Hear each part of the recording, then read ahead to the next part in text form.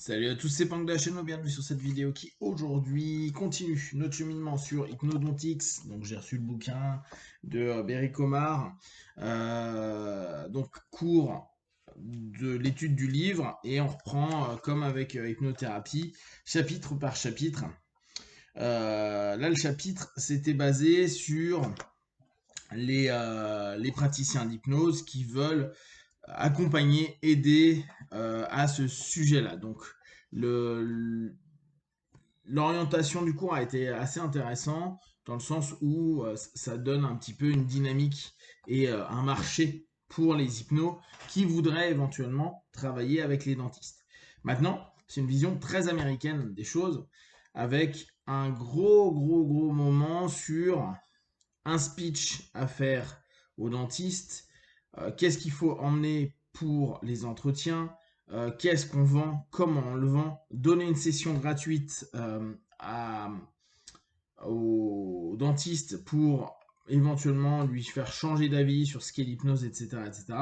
Et je vous avoue que toute cette partie-là, j'ai trouvé terriblement chiante pour moi en tant qu'Européen et Français d'autant plus, où on fonctionne pas du tout comme ça. Et c'est assez fréquent hein, dans les workshops anglo-saxons d'avoir ces phases. Je vous en ai parlé la dernière fois avec le séminaire de Master Hypnotist de Sean Michael Andrews et de Jason Linett, où le dernier jour, ça a été 90% sur le marketing, comment on va voir les gens, comment on vend sa marque, comment on crée un website ou un formulaire ou quoi que ce soit d'attrayant pour les autres.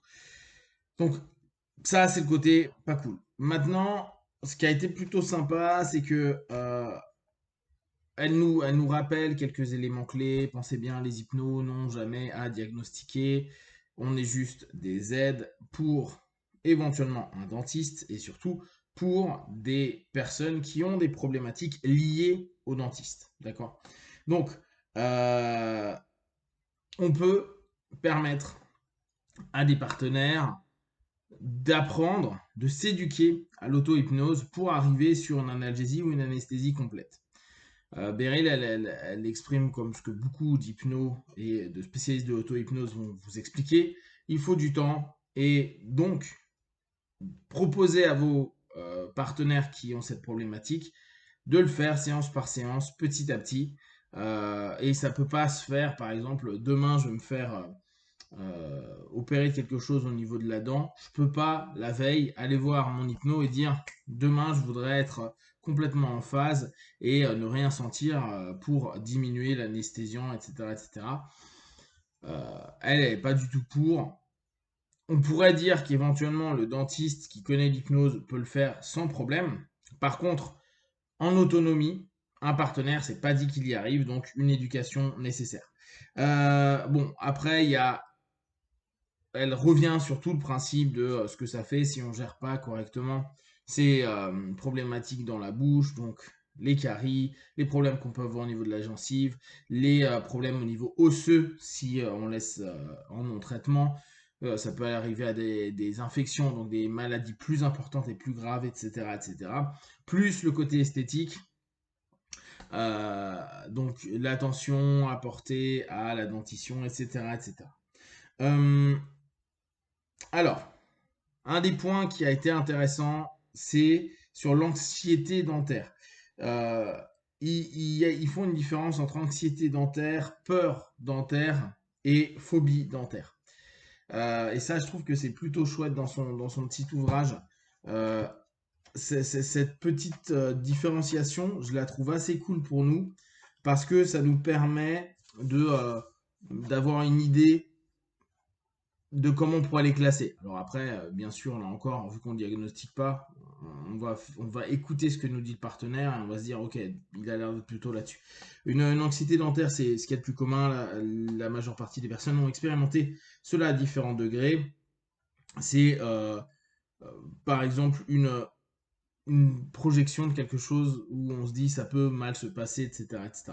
La peur, c'est une réaction à un danger connu qui va créer une réponse en fight-flight. Et la phobie, c'est plus important, c'est quelque chose de plus intense.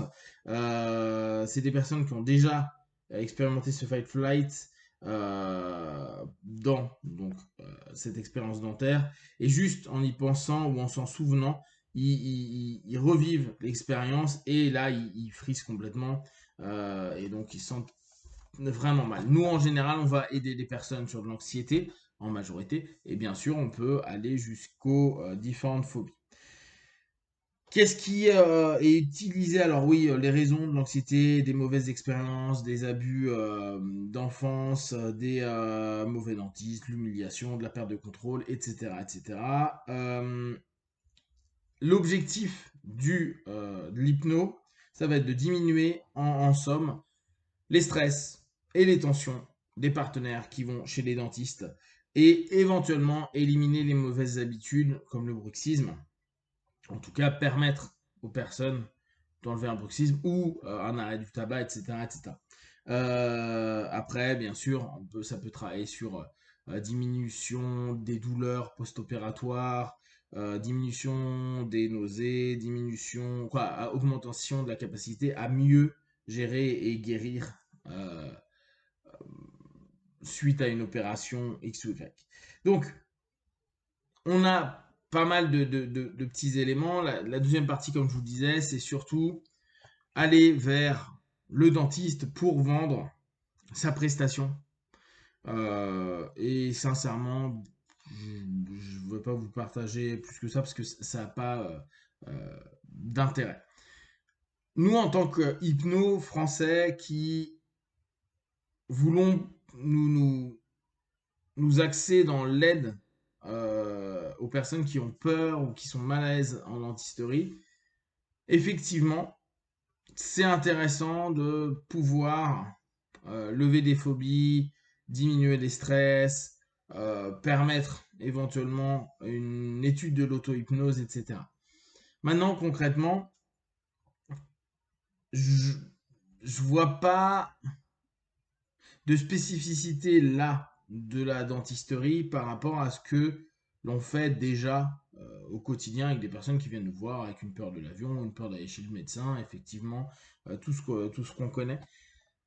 Même si je comprends le cadre, il n'y a rien de spécial qui peut être intéressant. Alors bien sûr, on verra au fur et à mesure de l'ouvrage qu'il y a des choses vraiment plus intéressantes, mais là on est sur des scripts de base, on est sur beaucoup de suggestions, ah tu vas t'apaiser, te sentir bien, trouver des phases de ressources.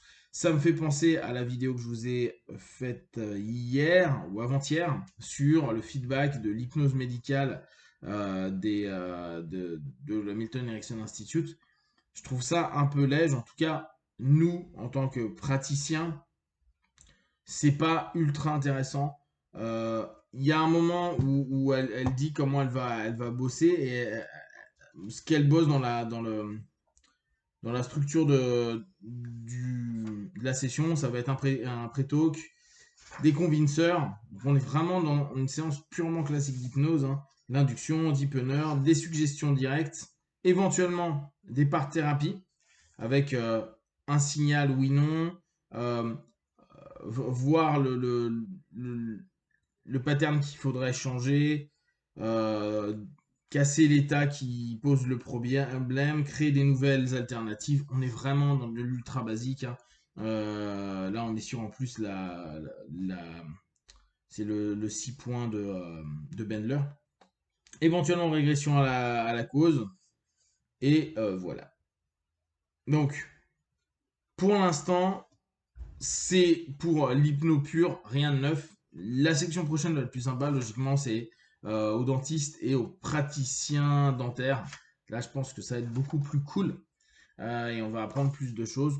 Donc, gardez en tête que vos basiques d'hypnose peuvent aider des personnes qui ont des problématiques liées aux dentistes.